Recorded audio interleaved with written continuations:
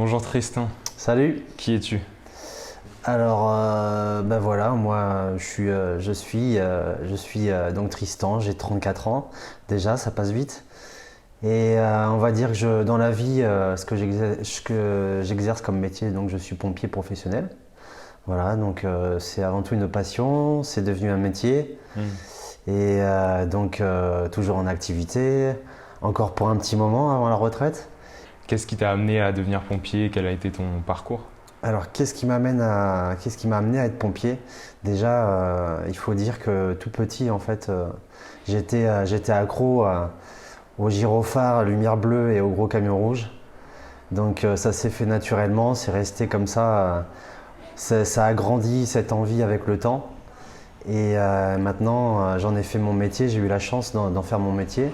Ça, c'est pas quelque chose qui est permis à tout le monde, mais bon, faut se donner les moyens.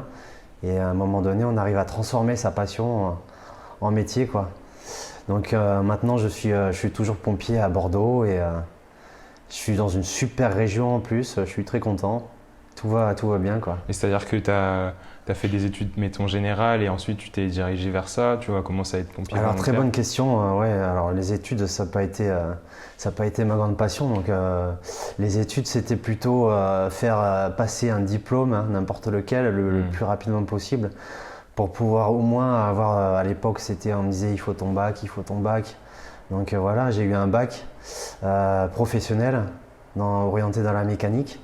Et après, à l'issue du bac, dès que j'ai pu partir dans le milieu des pompiers, passer un concours, je suis parti, quoi.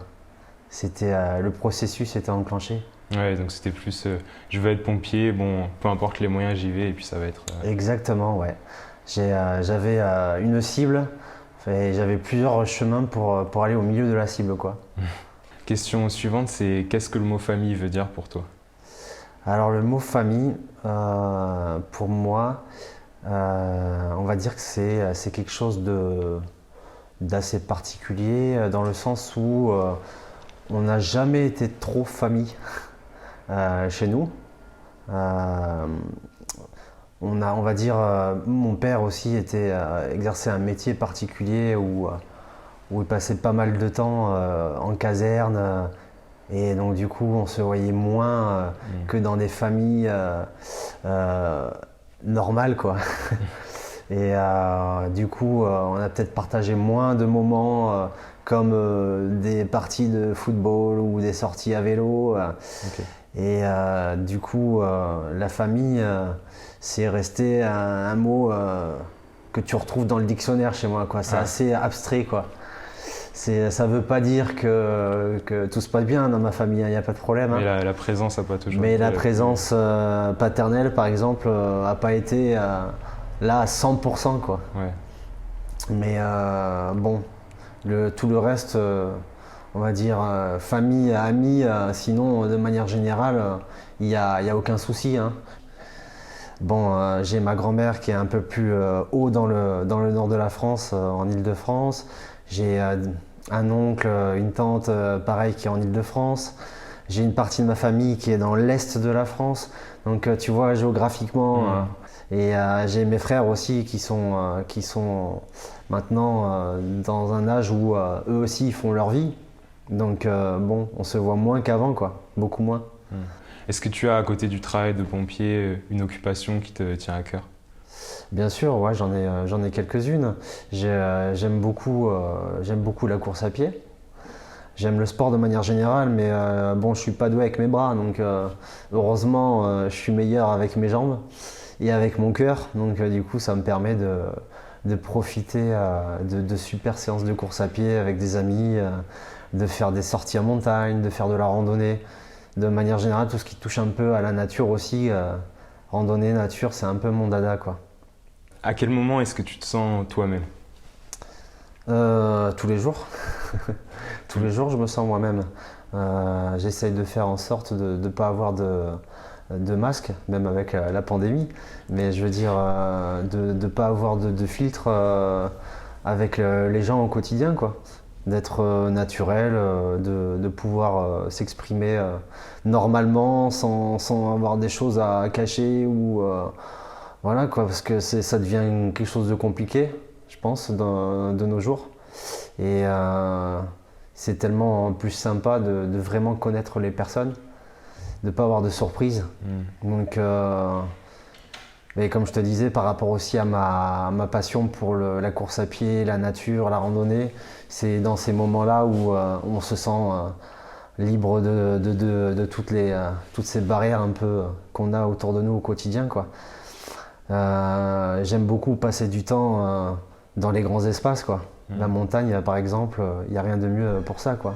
Se retrouver avec très peu de gens à écouter les oiseaux, ça fait un peu vision, tu vois, utopique, hein, mais c'est tellement là où je me sens le mieux, en fait. Ouais, parce que du coup, tu essayes d'être toi-même, mais parfois ça peut ne pas plaire. Non, on ne plaît pas à tout le monde, hein, heureusement, hein. On n'est pas là pour plaire à tout le monde, mais j'essaye de rester comme je suis, de ne pas m'inventer une autre personnalité. Et puis si ça plaît pas à tout le monde, c'est pas grave. Il y a d'autres personnes avec qui ça match à 200%. Est-ce que tu as changé de sens sur ce qui était important pour toi pendant ta vie? Changer, non. J'ai mis du temps à peut-être à me dire quelles étaient les choses essentielles. Et maintenant que je sais à peu près, hein, j'ai pas la prétention de savoir où je vais à 35 ans. Et puis bon, l'expérience se fait avec les années, hein.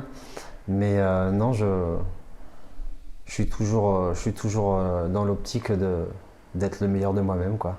On verra. Au final, qu'est-ce qui est essentiel selon toi? Toutes les petites choses. Toutes les petites choses de la vie, il faut profiter de tout. Ce qui est essentiel, en fait, c'est vrai qu'on est entouré de choses superficielles. On s'entoure de besoins, moi le premier, hein, on me met un téléphone entre les mains, un smartphone avec des tonnes d'applications, on me parle des réseaux sociaux, toutes ces choses nous entourent et ça nous aide dans la vie de tous les jours, au quotidien. Mais l'essentiel, en fait, c'est toutes ces petites choses en fait, qu'on pourrait dire tiens, ça, je ne l'ai pas fait depuis longtemps, juste sortir, écouter des gens chanter ou écouter des oiseaux. En fait, tous ces petits trucs-là, ça c'est indispensable pour nous. Ça rejoint ce que tu disais sur la nature et ce besoin de se ressourcer un peu. Ouais, ce besoin de se ressourcer, c'est indispensable. Mais c'est dur, hein. C'est vraiment très compliqué. Surtout quand on a une vie qui parfois est rapide, la condensée. vie est très rapide, ouais, très rapide. Tout tourne à 200% autour de nous. Donc des fois, s'arrêter et observer, écouter, c'est très très compliqué, quoi. On est plus tenté de se mettre sur le canapé à regarder un épisode de Netflix que finalement ouvrir un bouquin et essayer de se poser à lire, quoi. On est toujours dans la facilité, on va dire. Bon, on essaye de faire au mieux.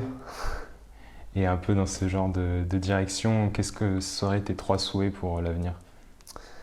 Mes 3 souhaits pour l'avenir, déjà qu'on puisse retourner boire un coup dans les bars et manger une bonne entrecôte ou un steak de soja pour les véganes.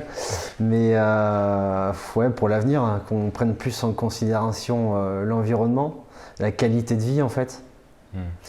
Et quand je dis l'environnement, se rendre compte que en fait, la nature, c'est quelque chose d'indispensable, justement, et qu'on puisse vivre tous en paix. Ça aussi, c'est un peu utopique, mais bon, qu'on puisse se respecter tous les uns les autres, quoi. Merci Tristan.